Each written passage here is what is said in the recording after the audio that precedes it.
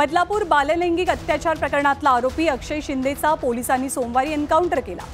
याच एन्काउंटरवरनं राज्यामध्ये आरोप प्रत्यारोपांचं राजकारण रंगू लागलंय। आज कोर्टानं सुद्धा या प्रकरणी काही सवाल उपस्थित केले, पण या एन्काउंटर प्रकरणावरनं सत्ताधाऱ्यांमध्ये श्रेयवादाचं राजकारण रंगल्याची जोरदार चर्चा आहे। देवा भाऊचा न्याय असं म्हणत एकीकडे देवेंद्र फडणवीसांचे पोस्टर्स झळकलेत, तर चिमुकल्यांना न्याय देणारा धर्मवीर म्हणत एकनाथ शिंदेंना शुभेच्छा देणाऱ्या जाहिराती सुद्धा पाहायला मिळतात। बदलापूर प्रकरणातील आरोपी अक्षय शिंदेच्या एन्काउंटर नंतर झालेली ही बॅनरबाजी आणि जाहिरातबाजी। बदलापुरा महिलांवरती अत्याचार करणाऱ्यांना असाच न्याय मिळणार या आशयाचे बॅनर्स मुंबईत झळकले। या बॅनरवरती देवेंद्र फडणवीसांच्या हातात बंदूकही दिसते। या बॅनर्समधनं फडणवीसांचं कौतुक करतानाच महाविकास आघाडीला सुद्धा डिवचलं गेलं, तर भाजपच्या बॅनरबाजीवर महाविकास आघाडीनं टीकेची झोड उठवली आहे। या मुलं ते बॅनर बघतील त्यांच्यावर काय संस्कार होतील की या राज्याचा गृहमंत्री बंदूक घेऊन फिरतोय। बस हे मिर्झापूर टीव्ही सिरियल मध्ये या गोष्टी चालतात, हे वास्तव आहे। हा छत्रपतींचा, शाहू फुले आंबेडकरांचा महाराष्ट्र आहे आणि हा देश, हा राज्य बंदुकीनी नाही चालणार, हे देश संविधानाने चालणार। देवेंद्रजींनी बंदूक तिथून दाखवावी, आम्ही इथून संविधान दाखवू। या बॅनरबाजीमुळे सत्ताधाऱ्यांमध्ये श्रेयवादाची लढाई सुरू झाली का याची चर्चा रंगतेय। कारण एकीकडे देवेंद्र फडणवीसांचे बॅनर तर दुसरीकडे शिंदेंच्या शिवसेनेच्या संपर्क प्रमुखांनी थेट वृत्तपत्रात जाहिरात छापली आहे।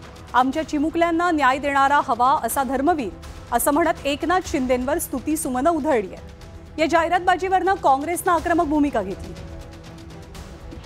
या जाहिरातीचा अर्थ असा निघतो की मुख्यमंत्र्यांनी आदेशाने हा एन्काउंटर झाला काय, या जाहिरातीचा अर्थ असा होतो। कोणी देवा भाऊला समर्थन दिलंय, कोणी एकनाथ शिंदेना शिवशाही आणताय, काय काय त्यांची तारीफ केली। तर देवेंद्र फडणवीसांच्या फोटोसह लावण्यात आलेल्या बॅनरचे पडसाद मुंबई हायकोर्टात सुद्धा आजच्या सुनावणी दरम्यान उमटले। अक्षयच्या कुटुंबियांच्या वकिलानं या बॅनरबाजीवरती जोरदार आक्षेप नोंदवला।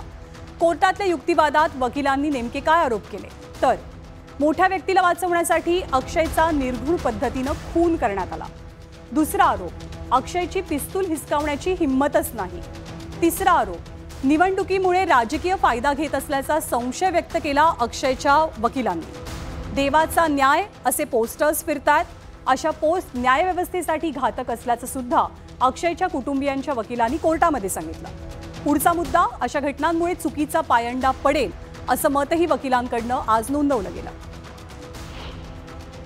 शॉकिंग आहे की पोलिसच इथे न्याय करू लागलेत, पोलिसच गोळ्या घालू लागलेत आणि काही लोकांकडून, विशेषतः काही राजकीय पक्षांकडून त्याचं एक महिनावंडन जे सुरू आहे, ज्याच्यामध्ये दाखवलं जातंय की देवा का न्याय, हे जे प्रकार आहेत हे थांबणं गरजेचं आहेत। अक्षयच्या कुटुंबियांच्या वकिलांना केलेल्या युक्तिवादानंतर कोर्टानं सुद्धा अक्षयच्या एन्काउंटरवरती काही सवाल उपस्थित केले। ते सवाल असे आहेत। पहिला सवाल, याला एन्काउंटर कसं म्हणू शकतो असं कोर्टानं विचारलं। पोलीस डोक्यामध्ये गोळी झाडतात की पायावरती, असंही कोर्टाकडनं विचारण्यात आलं। सामान्य माणूस गोळी चालवू शकत नाही, सामान्य माणसाला बंदुकीचा स्लायडर ओढता येत नाही असं म्हणत आरोपीला नियंत्रणात का आणलं नाही हाही प्रश्न कोर्टानं उपस्थित केला। तर घटनेच्या वेळेला व्हॅनमध्ये 4 पोलीस अधिकारी होते आणि त्यातला एक पारंगत अधिकारी होता। या सर्वांवरती आरोपी वरचढ ठरून पिस्तूल कसा हिसकावू शकतो हे समजणं थोडं कठीण वाटतंय असंही कोर्टानं आज नमूद केलं।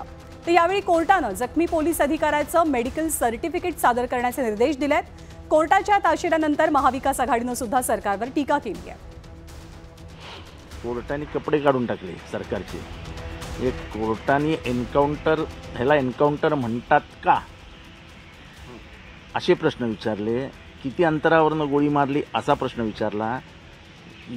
तो इतका ताकदवान होता का, त्याच्यावरती त्याला ओव्हरपॉवर करता आलं नसतं का, म्हणजे त्याला ताब्यात घेता आलं नसतं का।